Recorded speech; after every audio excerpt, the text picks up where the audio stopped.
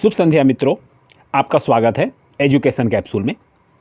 आज हम प्रतियोगी परीक्षाओं की दृष्टि से हिंदी में जो पूछे जाते हैं, जिसमें अक्सर समास के एक दो क्वेश्चन जो हैं वो जरूर पूछे जाते हैं। तो आज हम चर्चा करेंगे समास के बारे में, ठीक है। और समास की पहचान के लिए हम ऐसी कुछ ट्रिक्स उस पर डिस्कस करेंगे, ठीक है, कि अगर आपने ये ट्रिक सीख ली तो आपके समास का जो क्वेश्चन है, जो प्रश्न है, वह कभी भी आपका गलत नहीं होगा। तो चलिए सबसे पहले हम शुरू करते हैं, समास को समझ लेते हैं। समास क्या है, ठीक है। तो समास देखिए, समास कहते किसे हैं? दो या दो से जो अधिक शब्दों से मिलकर सार्थक शब्द बनते हैं उन्हें समास कहते हैं। आप ये भी याद रखिएगा कि शब्दों के जो मेल होते हैं, उन दोनों मेल से जो मिलते हैं उन्हीं को हम समास कहते हैं, ठीक है। तो देखिए, समास के मुख्यतः भेद भी होते हैं, आप यह भी समझिए। तो इसके जो मुख्यतः कितने भेद होते हैं, तो इसके 6 भेद होते हैं, ठीक है। हम आगे इसमें विस्तृत रूप से चर्चा करते चलेंगे। तो देखिए, सबसे पहले आप समझ लीजिए 6 भेद जो कौन कौन से हैं। तो देखिए, सबसे पहला जो है हमारा अव्ययी भाव समास है, ठीक है। इसके बाद हमारा कौन सा है? तत्पुरुष समास है, ठीक है। और इसके बाद हमारा कर्मधारय समास है। और फिर चौथा जो है हमारा द्विगु समास है। Welcome to Education Capsule. और पांचवा जो है द्वंद्व समास है। और बहुब्रीहि समास हमारा छठवां है।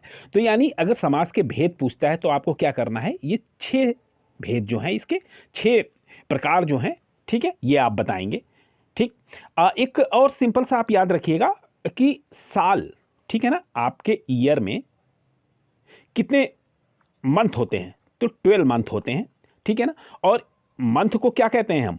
मंथ को कहते हैं हम मास, ठीक है ना, ठीक है। और यहां पे हमारा क्या दे रहा है? समास, ठीक है। तो समास, मास आप समझिएगा। तो मास में क्या करिए, महीने कितने हैं? 12, 12 का आप आधा कर दीजिए, 2 कर दीजिए, यानी 6 हो जाएंगे। तो 6 आपके समास होते हैं। इस ट्रिक से आप इसको आसानी से याद रखेंगे, ठीक है। चलिए अब देखते हैं, सबसे पहले हम अव्ययी भाव समास के बारे में जान लेते हैं। अव्ययी भाव समास जो है, इसमें क्या होता है? प्रथम पद यानी पहला पद जो होता है वो क्या होता है? प्रधान होता है, वही मुख्य होता है, तथा दूसरा पद जो है उसका अर्थ प्रधान होता है। आप ये समझिएगा, ठीक है। तो ये अव्ययी भाव समास कहता है।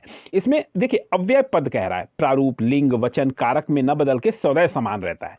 तो चलिए हम इसको थोड़ा सा हम विस्तृत रूप से समझते हैं। तो उसको समझने से पहले आप ये देख लीजिए, एक ट्रिक हमने है, जब पहला पद छोटा हो, ठीक है ना, और पहला ही पद प्रधान हो, आप ये समझिएगा, छोटा होता है तो पहला पद क्या है? उपसर्ग होता है, ठीक है। तो इसमें देखिए, जैसे हमारा क्या है, आप ये देखिए क्या कह रहे हैं, ये अव्ययी भाव समास में क्या क्या आता है? प्रतिदिन, प्रतिदिन, ठीक है ना। तो दिन तो है, लेकिन इसकी मतलब इस दिन को हम परिभाषित किससे करें? प्रत्येक दिन, ठीक है ना। प्रतिवर्ष, प्रतिवर्ष यानी वर्ष को हम किससे करें? हर वर्ष से। आजन्म, आजन्म यानी जन्म से लेकर, ठीक है। यथाशक्ति, यथाशक्ति, शक्ति तो है लेकिन यहां पे यथा लगा हुआ है, ठीक है ना। तो ये हमारा क्या हो जाएगा? ये हमारा प्रधान हो जाता है। तो प्रथम पद हमारा प्रधान है, ठीक है ना। यथाक्रम, क्रम के अनुसार, ठीक है। आमरण, आमरण यानी मृत्यु तक। यथा काम यानी इच्छा अनुसार। तो ये हमारे अव्ययी भाव समास के उदाहरण हैं, ठीक है। इस तरह से हम इसको समझ सकते हैं। एक ही शब्द कई बार आने पे भी अव्ययी भाव समास होता है। अब कैसे? धड़ाधड़, ठीक है ना। घर घर यानी प्रत्येक घर। फर फर, ठीक है। जो एक ही शब्द 2 बार आ जाए, ठीक है ना, फर फर, धड़ाधड़। तो ये जो है, इसको भी आप याद रखिएगा कि ये अव्ययी भाव समास ही होगा, ठीक है ना। और ये आपने पहला जान ही लिया है, ठीक है। चलिए आइए देखते हैं अब हम आगे। दूसरा, तत्पुरुष समास। तत्पुरुष समास किसे कहते हैं? तो देखिए, तत्पुरुष समास में क्या होता है? हमारा दूसरा पद प्रधान होता है। अभी हमने क्या देखा था? अव्ययी भाव समास देखा था। और अव्ययी में क्या था? उसमें प्रथम पद प्रधान था, ठीक है।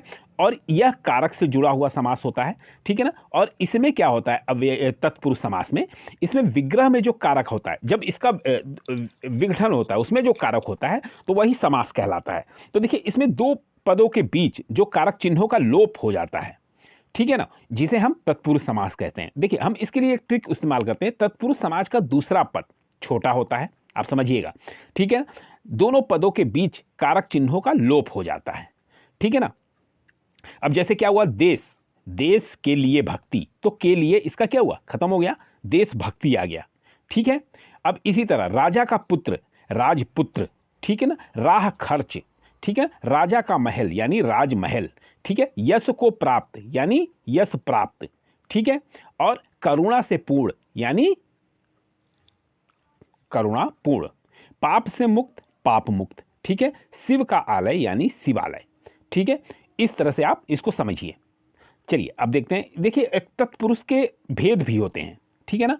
मुख्यतः जो है तत्पुरुष समास के, आपने पढ़ा भी होगा, तत्पुरुष समास के 8 भेद होते हैं, ठीक है, और इनमें विग्रह करने की वजह से कर्ता और संबोधन में 2 भेदों को लुप्त रखा गया है, जबकि विभक्तियों के अनुसार पे तत्पुरुष में 6 भेद होते हैं। 6 जो हैं वो मुख्य होते हैं। कर्ता ने कर्म को करण से अपादान के लिए, आपने पढ़ा है ना, तो वही है ये। तो देखिए हम आगे इसको चर्चा करते हैं। देखिए कर्म तत्पुरुष, ठीक है ना, ये आप याद रखिए, ये तत्पुरुष जो है ना, इस तत्पुरुष समास के हमने 6 भेद अब देखने जा रहे हैं। तो देखिए तत्पुरुष समास में सबसे पहला क्या है हमारा, कर्म तत्पुरुष है, ठीक ना। कर्म में क्या है, कर्म में को कारक जो है इस चिन्ह का लोप होता है। तो देखिए यश को प्राप्त यानी क्या होगा, यश प्राप्त होगा, ठीक है। करण तत्पुरुष में क्या होगा, से के, ठीक है ना, से होगा या के द्वारा इस कारक चिन्हों का लोप होगा। तो जैसे मन से चाहा, मन चाहा हो गया, तो यहां क्या हुआ, से, इसका जो है लोप हुआ। और संप्रदान तत्पुरुष में, संप्रदान तत्पुरुष में के लिए कारक चिन्ह का लोप होता है, ठीक है। तो इसमें क्या है, स्नान के लिए घर, ठीक ना, ये के लिए होगा, तो ये स्नान के लिए घर क्या हुआ, स्नान घर हो गया, ठीक है ना। अब यहां पे फिर आगे चर्चा कर रहे हैं हम अपादान तत्पुरुष की, ठीक है। तो इसमें क्या है, धन से हीन यानी धनहीन, तो ये वाला से जो है अलग होने को संबोधित कर रहा है, ठीक है। ये आप याद रखेंगे, अपादान तत्पुरुष में इसमें अलग होने के लिए ये से है, ठीक है। तो धन से हीन यानी धनहीन हो गया, उसके पास से धन चला गया, ठीक है ना, तो ये अलग होने की दृष्टि से। फिर इसमें क्या कह रहा है, संबंध तत्पुरुष, संबंध तत्पुरुष में का, की, के, ये तीनों चिन्हों का लोप होता है। जैसे राजा का पुत्र क्या होगा, राजपुत्र, ठीक है। अधिकरण तत्पुरुष में क्या है, धर्म में वीर यानी धर्मवीर, ठीक है। इसमें में चिन्ह का लोप हो रहा है। तो ये आप याद रखेंगे, ये 6 जो है हमारे महत्वपूर्ण है, ठीक है ना। कर्म तत्पुरुष, करण तत्पुरुष, संप्रदान तत्पुरुष, अपादान तत्पुरुष और संबंध तत्पुरुष और अधिकरण तत्पुरुष, ठीक है। चलिए अब हम देखते हैं तीसरा हम क्या देखेंगे, कर्मधारय समास, ठीक है। कर्मधारय समास में देखिए इसमें क्या है कि इस समास में, ठीक है ना, प्रधान पद उत्तर होता है। इसमें जो है दोनों प्रधान पद विशेषण और दूसरे पद की तुलना होती है।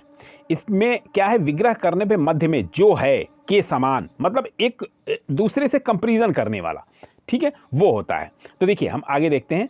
जैसे क्या है, चरण के समान कमल, ठीक है ना, चरण कमल, ठीक है। चंद्र जैसा मुख, मतलब ये तुलना कर रहा है। जब भी दूसरे पद की तुलना हो तो आप समझ जाएंगे क्या है, कर्मधारय समास है। महान है देव जो, क्या हुए, महादेव। लाल मणि, ठीक है, लाल है जो मणि, जब भी आपको लगे कि तुलना कर रहा है तो वो समझ जाइए कि आप क्या है, कर्मधारय समास है, ठीक है। नव है जो युवक, है जो युवक, नव युवक, ठीक है। तो इससे आपको आसानी होगी कर्मधारय समास को। अब देखिए कर्मधारय समास के भी भेद हैं, कितने, कर्मधारय समास के 5 भेद हैं। इन 5 भेद को हम विस्तृत में नहीं जानेंगे, अब बस आप नाम से इसको देख लीजिए। विशेषणों भय पद कर्मधारय समास, विशेषोस्य भय पद कर्मधारय समास से, विशेषण पूर्व पद कर्मधारय समास और विशेष्य पूर्व पद कर्मधारय समास और विशेषण पूर्व पद कर्मधारय समास, ठीक है। तो ये हमारे 5 जो हैं ये कर्मधारय समास के भेद हैं। अगर कहीं आपसे पूछता है कि कर्मधारय समास के भेद बताइए कितने होते हैं, तो आप कितना लिखेंगे, आप 5 लिख देंगे, ठीक है।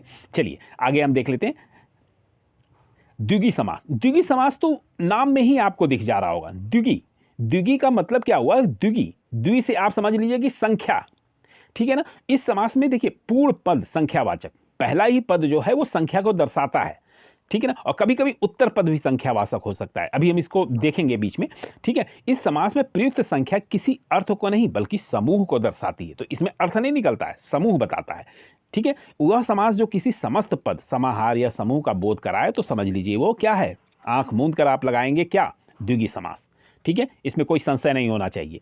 देखिए इसकी ट्रिक क्या है, सीधी सी बात है, हमने जो संख्या की बात करें, संख्या वाले शब्दों का प्रयोग।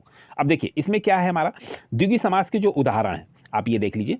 देखिए, दो पहरों का समाहार यानी दोपहर, इसमें दो आया ना, एक पहर दो पहर, ठीक है। त्रिवेणी, त्रि यानी तीन हो गया ना, त्रि तीन वेणियों का समूह यानी त्रिवेणी। जहां पे ये संख्या दिखा रहा है बस आप समझ जाइए कि ये क्या है, ये द्विगुणी समास है।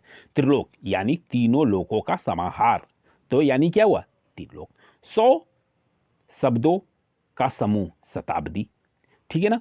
सतसई 700 पदों का समूह, उसको सतसई कहे। त्रिभुज तीन भुजाओं का समाहार, ठीक। तो ये हो जाएंगे द्विगुणी समास के। अब आप भेद जान लीजिए, इसके भी भेद हैं। इसके भेद अगर पूछता है कि द्विगुणी समास के कितने भेद हैं, तो आप क्या कहेंगे, द्विगुणी समास के 3 भेद हैं, ठीक है।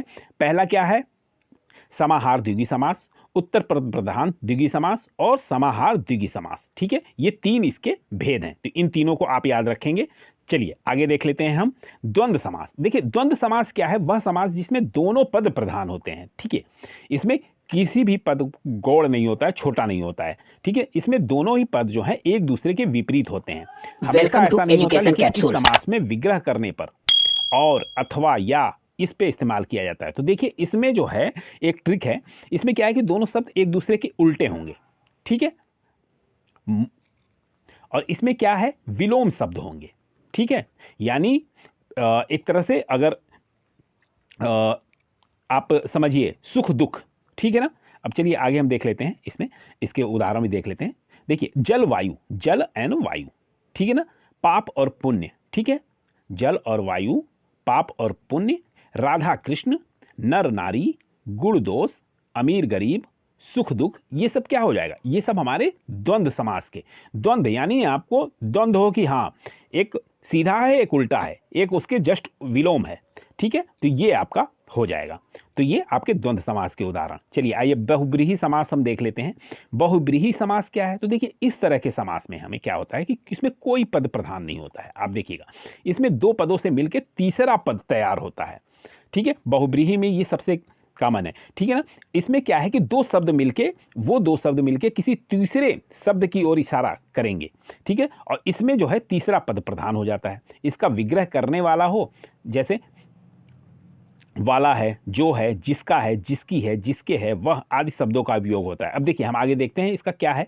अब इस ट्रिक में क्या है, इसकी हम ट्रिक जो रखें, इस समास में कोई पद प्रधान नहीं होता है और विग्रह करने पर तीसरा ही अर्थ निकलता है। आप इसको ध्यान दीजिएगा, ठीक है। अब जैसे क्या है, बहुब्रीही समास के उदाहरण। तो देखिए बहुब्रीही समास के उदाहरण में क्या है, चतुर्भुज, चार भुजाओं वाला तो है। देखिए अब ये चार भुजाओं से आप ये मत समझिएगा, ठीक है, कि द्विगुणी समास है हमारा, ठीक है। द्विगुणी समास नहीं है ये, चार भुजाओं वाला। चतुर्भुज क्या कहते हैं, विष्णु जी को कहते हैं। तो यहां इशारा कर रहा है किस पे, तीसरे पद की तरफ, यानी तीसरा शब्द हमारा बना कि नहीं बना। चक्रधर, चक्र को धारण करने वाले यानी कौन हुए, विष्णु हुए, ठीक है।